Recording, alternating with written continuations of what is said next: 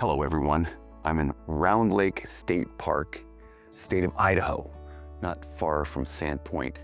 And today I am checking in on two incredible tree houses. They are public, you will be able to rent them. And I'm so turned on by how they look. I mean, they're really cool. They're simple, but simple's kind of hard.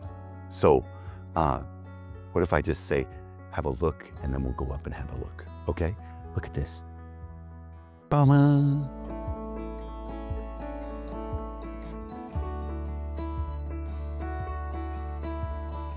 Okay, here we go. Billy, come along. This is, Billy is my traveling partner. You know, I'm only about 5.5 hours from Seattle, so I drove over, which is different pretty much, right? Seems like we have to fly to these far off places, but here we are in Idaho. You stay here, Billy. Okay, so I noticed that right over here is, technically that's treehouse number 1. We're in treehouse number 2. Treehouse number 1 is gonna be ADA accessible. So universally accessible. So exciting. I'm also hearing, I think those are bald eagles that are doing their talking. So here we are. It's, I don't know what you would call this, maybe 60% complete, maybe more like 70. It's always a long time between, you know, when you think you're close and when you're actually done, because there's a lot of busy, intense craftsmanship that happens once you're at a stage where it's all framed up, and then things tend to bog down a little bit, but we are getting close. First, there's a separate structure with the bathroom. Max just finished hanging the door. Simple. Toilet.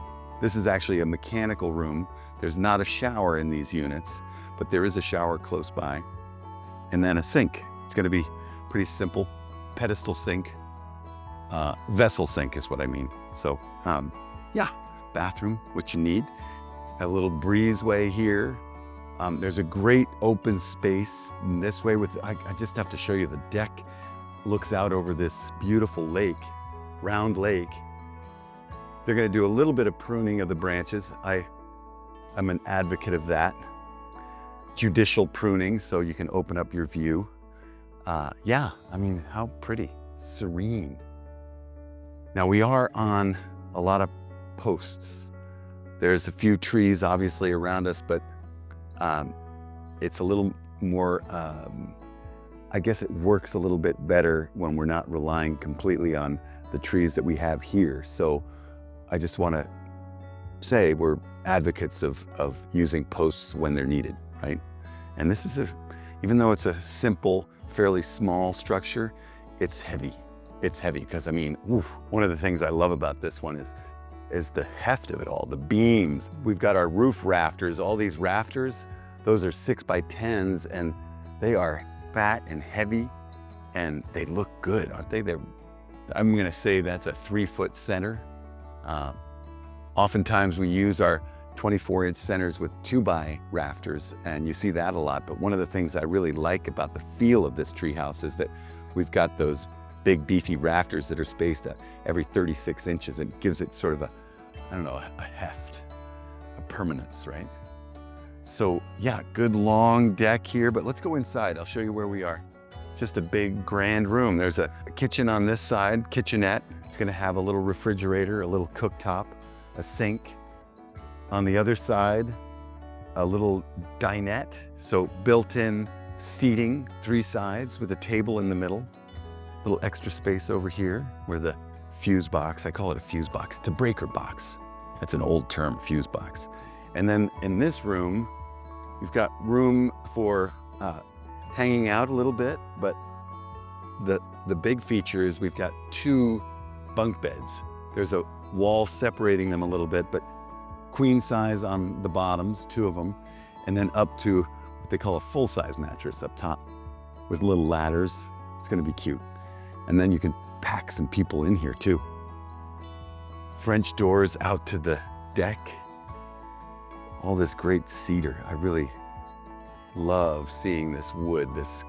All this is salvaged Western red cedar on the outside, the deck, the posts, the railing, and the casing around the windows. I mean, this is the stuff that, this is all coming off the forest floor. I want to be sure that people know we're not going into these beautiful old growth cedar forests and cutting trees. No, never. We won't do that.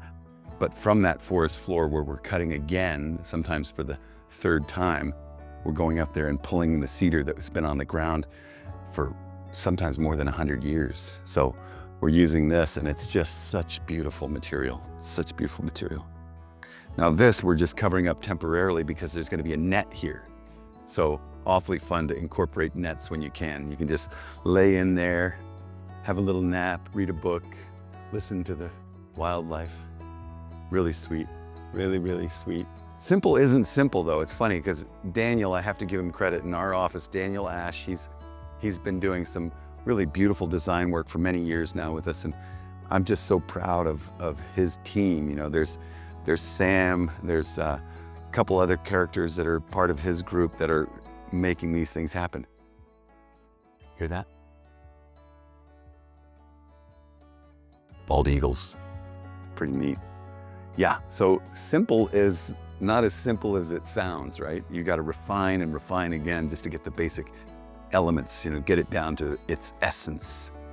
But when it works, I mean, I think a good example is these windows. That header height is about 8 feet, I'm going to say, maybe slightly more even. And instead of having the transom windows up top, he's got the windows down below, and you can open these up, dump the heat out. But I really like how that hits, right? It feels right. Anyway, good work, guys. Thanks for coming out. Love showing you this. We'll look at some more details. Once the guys come back from lunch, I want to grab Max and talk about how we actually do the wrapping, the installing of these windows. There's something to it, so you do it right, but we'll look at that when they get back. So here's a fun thing to talk about. While we have Max here, the window wrap, as it were. We install these windows, and everybody has a different way of doing it, but I was noticing how beautifully waterproof this all looks. And short of showing you exactly how we put the window in and where we put the nails, I want Max to guide us on how he does the flashing element so that you can keep these things waterproof. Yeah, okay. Sure. Well, to paint the picture here, we have a couple different windows in this unit. What we did is we start at the bottom. You always start at the bottom when you're thinking about waterproofing. So we prep the sill for the lower window. We set the lower window. We flash with flashing tape the entirety of the lower window. Then we move up. So then we prep the sill on the upper window that rolls over the already flashed lower window. So we have we're stacking things, but in the correct way. So then when we flash a window, we like to take our window flashing tape and roll it up onto the actual window itself. This kind of completely seals the wall to the side of the window. There's really nowhere for water to penetrate as long as it's done properly. The way I do it, I'm not putting a bunch of caulk or adhesive or silicone behind my window trim. We use really thick, chunky, 1.5-inch beautiful cedar trim. And when we flash our windows correctly, it's my thought that it's a completely waterproof and foolproof system and will last for ever. Great. Ever. So there it is. But one point that I like to say is as water kind of theoretically comes down from above, it's going to cascade down, and then you've got flash that covers us. Yeah, like you said, Yeah, no gaps or cracks or crevices. Yeah. And you're just having any openings Yeah. down, so water flows down, here's some, you just make sure that you've got everything overlapped in a way that water doesn't get behind something. Precisely. That's it. Yeah. That's it. As simple as that. Simple as that. Yeah. It looks good. Anyway, that's our clinic from today, and why don't we go look at the other treehouse? Thanks, Max. Yeah. Okay, so treehouse number 1 underway. The plumber's here, so we might hear some good drilling in a moment. But yeah, this one is going to be the ADA accessible one. I thought I'd just point out underneath, we've got some heavy-duty structure holding these things up. I just figured that, might as well show it off if we're doing it. Feature it, right? Come on in. Got some beautiful trees.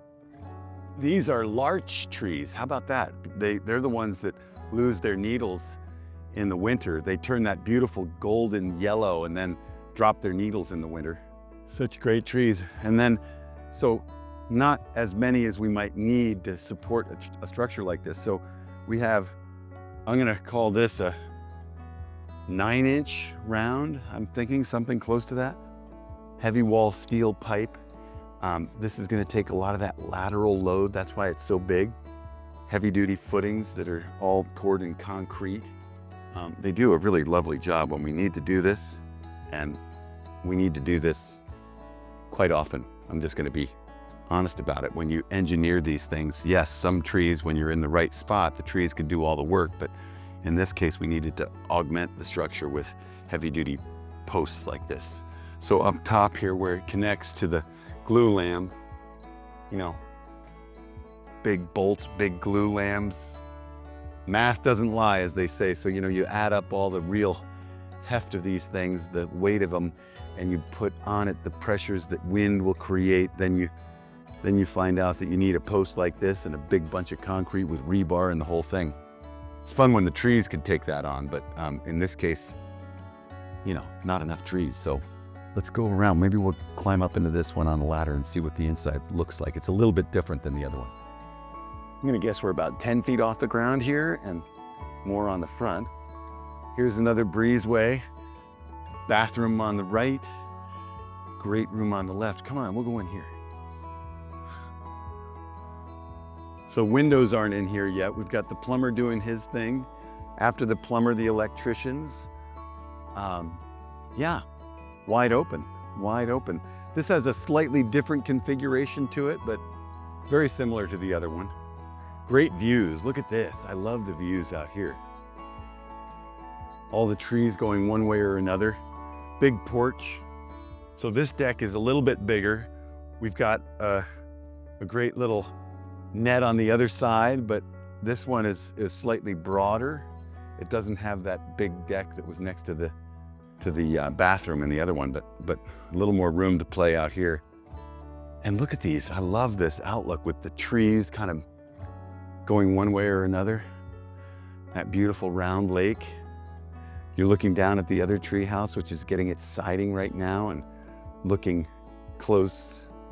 We're gonna have some metal roofs on this. So, you know, another important feature that we didn't talk about in this kind of fiery zone these days, we've got fire sprinklers incorporated into the build. So we've got metal roofs, you know, flying sparks and that kind of thing, easier to deal with. Also snow, there's snow load here. But yeah, it feels good. It feels really good up here. We're in the woods, and that's what it's all about, right? Being in nature. I've got to remind people that one of the things that is so important to us at NelsonTreehouse is that we're really trying to connect people with nature. That's the whole point of this.